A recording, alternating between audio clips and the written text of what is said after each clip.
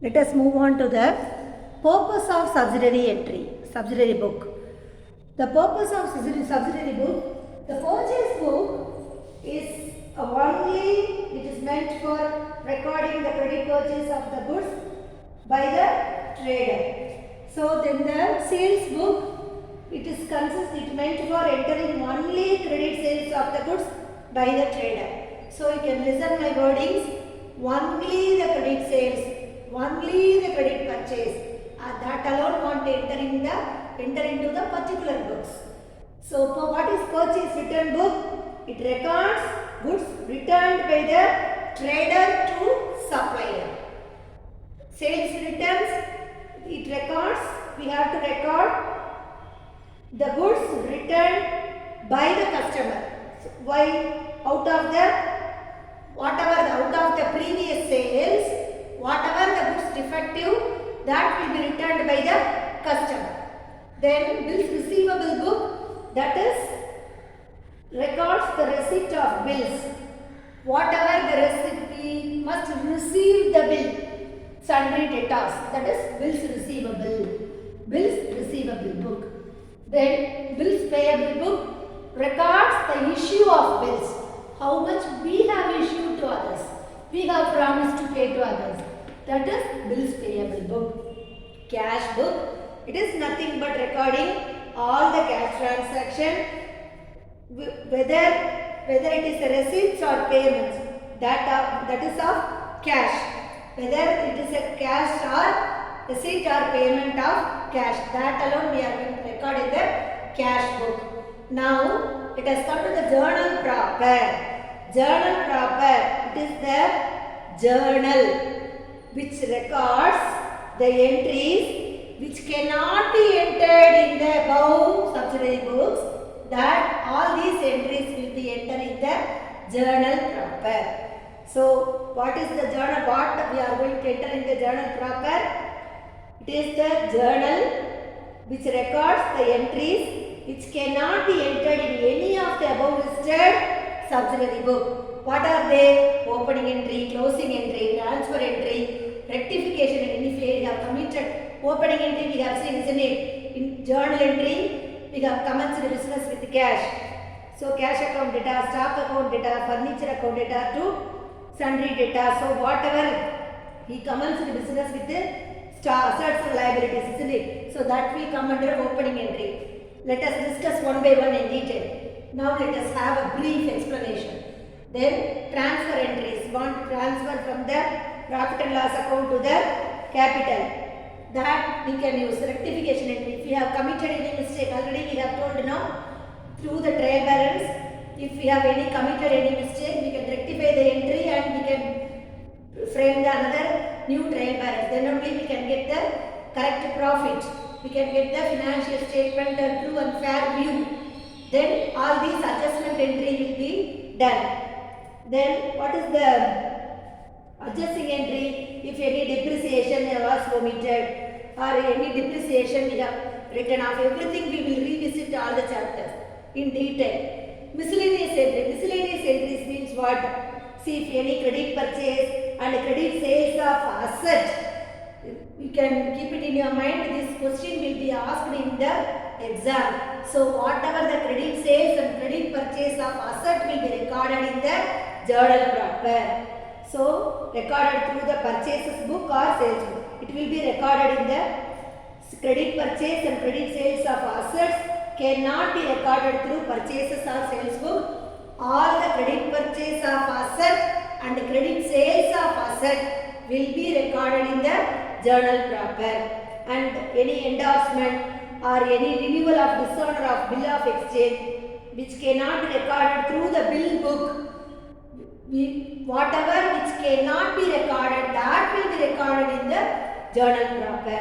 Then other adjustment like interest on capital, if we have omitted to write the interest on capital, bad debts and also reserves, and then goods withdrawn by the owner for personal use, withdrawings entry we have omitted, that will be entered in the journal proper. And goods distributed as free samples, we have studied, isn't it, as a sales promotion, that will be entered in the journal proper. and loss of goods by fire, because if there is a loss of goods by fire accident, so 8,000 rupees loss due to fire accident, that will be entered into the, that entries will be entered in the journal proper. So let us discuss what is trade discount.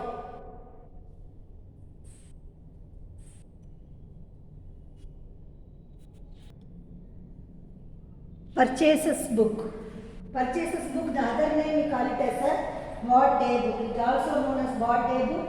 It is used to record what type of transaction? All type of credit purchase of goods which are meant for resale in the business. So cash purchase of goods, cash and credit purchase of assets are not entered in this book, isn't it? So here, when business want to know the information about a credit purchase of goods, everything at a glance it is made, information made available, the purchase of credit purchase. So here goods is the meaning whatever they are dealing the goods, what is the business they are dealing. For example, they are running a furniture business, means furniture is a goods for them.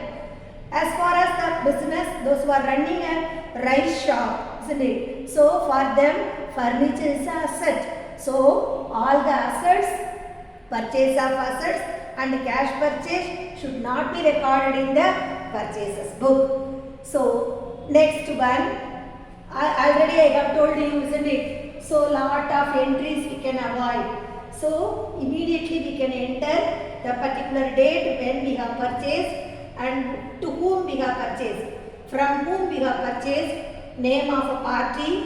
Anyhow, the credit purchase means already we have studied about the invoice, isn't it? Invoice means what? Already we have learned.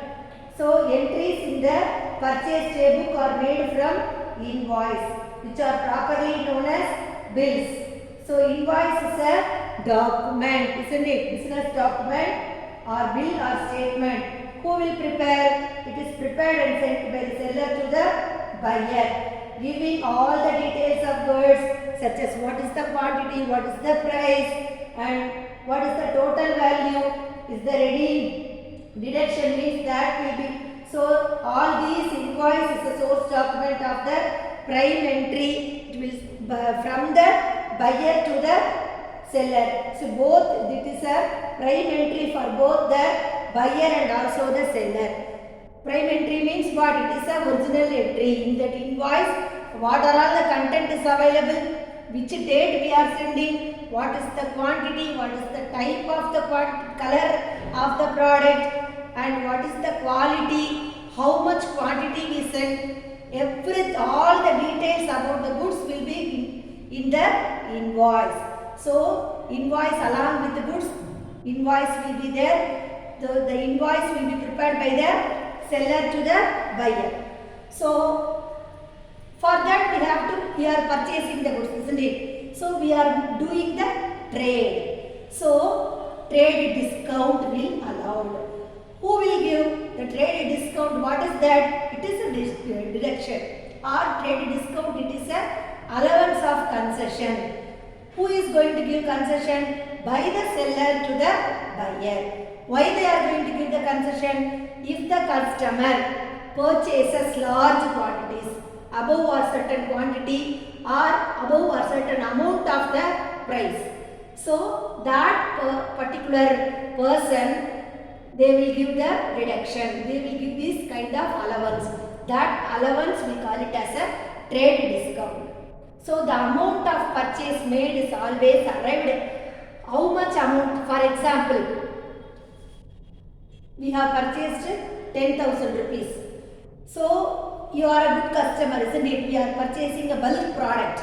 So they don't want to leave the customer because you are purchasing a very wholesale purchase. So they need the contract. They need your presence.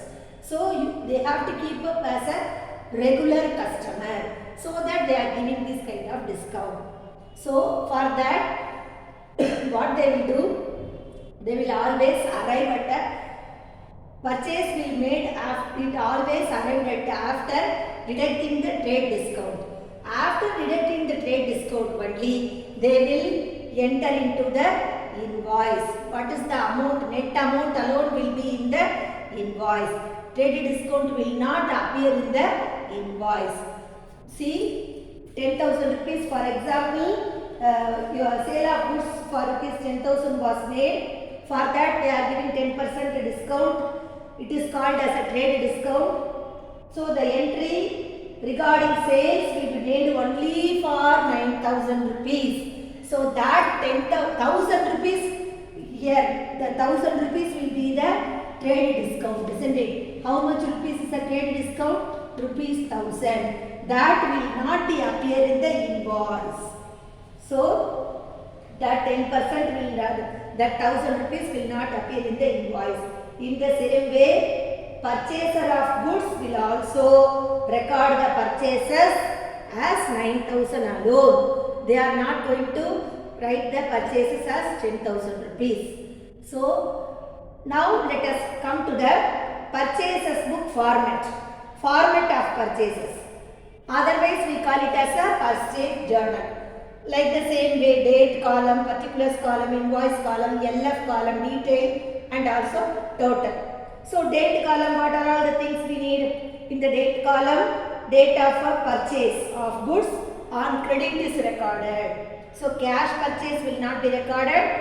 Which date credit purchase we made, that date will be recorded. Particulars column, in this column the name of a supplier from whom the goods have been purchased. So detail of goods purchased are given.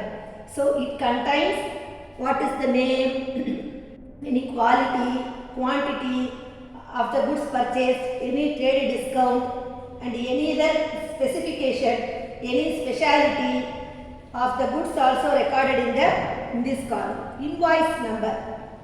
What is that? Invoice is a statement prepared by the seller of goods, isn't it? Invoice, who is preparing? Seller of goods. So it contains details about the goods, what is the price and what is the other expenses. Any carriage expenses, delivery charges means that will be included in the invoice. And the invoice number is entered in this column. And next one is ledger folio. The page of ledger in which the supplier's account is appear. That is also recorded in this column. It is not in practical. Purchase of goods must be posted to the personal account of supplier. So purchase book contains page number of supplier's account in the ledger, isn't it? So it helps posting and also in checking the records. LF column will give detailed description about the whatever goods. LF column will denote. See, this column shows the page number of the supplier account. This column shows the page number of supplier account in the ledger account to whom we have purchased. Then detail column, it is for the description. So details column, it will reveal the amount of goods purchased and the amount of trade discount. So amount of goods purchased and the amount of trade discount will be revealed by the detail column. And the total column, this total column, the net price of the goods will be given, entered. The amount which is payable to the creditors after adjusting discount and expenses. If there is any adjustment, any expenses, after deducting all those expenses, how much amount payable to the creditor, that net amount alone will be posted in the total column. Then, so remarks column also will be there. Now it is not available. If provided, they will ask, contains any extra information. At the end of month, the purchase book is total. The total shows the total amount of goods or material purchased on credit. So at last, we will write, for example, 12/11/2020, Jaya & Co. Invoice number 22. How much fan? 50 fan. Rupees 100. 50 fan. Rupees 1000 we can have. 50 fan. So, we can get the trade discount. So, how much rupees? 50,000 into 50? What is the amount? 50,000, isn't it? 50,000 rupees. So less trade discount. Less 10% discount. 10% trade discount. So what is the amount trade discount? Calculate. That calculation will be done 10%. How much rupees? 5,000 rupees. Isn't it? So the net amount will be posted in the total column. So what is the Jaya and Co? How much we have purchased? 45,000 rupees. So we should not take it to the account. Then we can write the total amount 45,000. What is the purchases? Purchases account debit. We are going to debit the purchases account, isn't it? Purchases account debit to party account, isn't it? So purchases account is debited by rupees 45,000. So this is how one by one book we are going to see. The first book is a purchases book. The format is very important. Note down the format before the. After completing the trial balance, you can write all the formats in your note. Thank you, girls.